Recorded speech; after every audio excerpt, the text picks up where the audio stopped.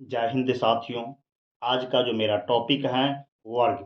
आज हम लोग वर्ग के बारे में जानेंगे। तो चलिए देखते हैं वर्ग किसे कहते हैं। सबसे पहले जानेंगे कि वर्ग किसे कहते हैं। वैसी चतुर्भुज जिसके सभी भुजा बराबर हो तथा प्रत्येक कोण समकोण हो उसे वर्ग कहते हैं। समकोण से क्या मतलब? जिस कोण का माप 90 डिग्री होता है उसे हम लोग क्या कहते हैं? समकोण कहते हैं। चलिए फिगर में समझते हैं अच्छा से। यहाँ पर हमने एक वर्ग खींचे हुए हैं जिसका नामांकन किए हुए हैं। इसका नाम ए दिए हैं, इसका नाम बी और इसका सी और इसका डी।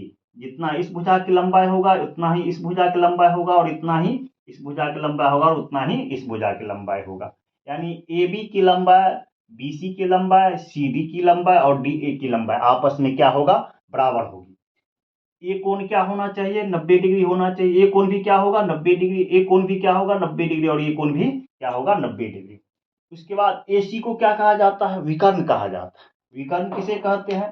तो सम्मुख शीर्षों के मिलाने वाले रेखाखंड को क्या कहा जाता है? विकर्ण कहा जाता है। चलिए उसके बाद वर्ग का परिमाप। परिमाप का क्या मतलब होता है? सभी भुजाओं का योग। तो यहाँ पे A B, B C, C D और डी ए, यानी इसका नाम भुजा बराबर लंबाई का है। इसे भुजा भुजा भुजा भुजा, भुजा प्लस भुजा प्लस भुजा प्लस भुजा, भुजा प्लस भुजा प्लस भुजा प्लस भुजा, यानी चार भुजा। इसीलिए हमने लिखे हैं 4 गुने भुजा। वर्ग का क्षेत्रफल क्या होता है? भुजा स्क्वायर। वर्ग का विकर्ण क्या होता है? √2 इंटू भुजा। अब इस बात को हम लोग अच्छा से सीखेंगे। यदि हमको वर्ग का विकर्ण नहीं याद है तो कैसे करेंगे। तो चलिए देखते हैं। यहाँ पे ए सी क्या हो, ए बी सी क्या होगा? एक समकोण त्रिभुज होगा। और समकोण त्रिभुज के बारे में पाइथागोरस जी बताए थे कि समकोण त्रिभुज में समकोण के सामने के भुजा का वर्ग बाकी दो भुजाओं के वर्गों की योग के बराबर होता है।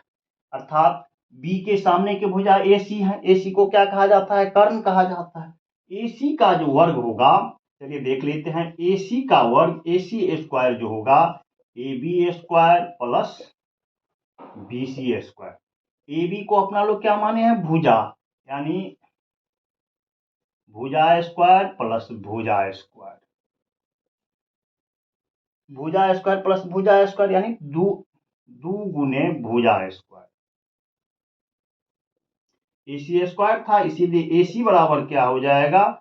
यानी रूट इधर से स्क्वायर हटाएंगे तो इधर क्या लग जाएगा? रूट लग जाएगा। रूट अंडर 2 इंटू भुजा स्क्वायर। अब देखिए भुजा स्क्वायर है यानी भुजा गुने भुजा।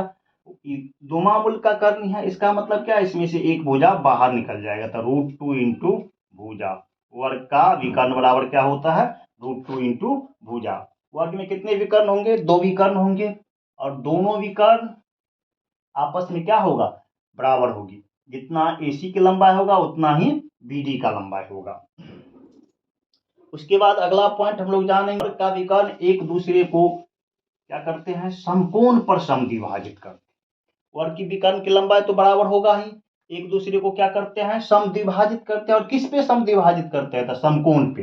अर्थात एक कोण क्या हो जाएगा? 90 डिग्री। एक कोण क्या हो जाएगा? 90 डिग्री। एक कोण क्या हो जाएगा? 90 डिग्री। और एक कोण भी क्या हो जाएगा? 90 डिग्री। यदि सपोज कीजिए कि वर्ग का विकर्ण एक दूसरे को ओ बिंदु पर प्रतिच्छेद करते हैं तो ए की लंबाई ओ सी की लंबाई क्या होगा? बराबर होगा। बी ओ की लंबाई ओ डी की लंबाई क्या होगा? बराबर होगी। तो लिख लेते हैं वर्ग का विकर्ण एक दूसरे को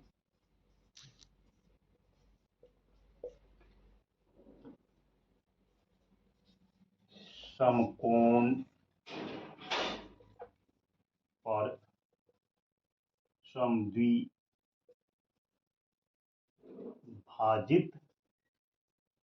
करता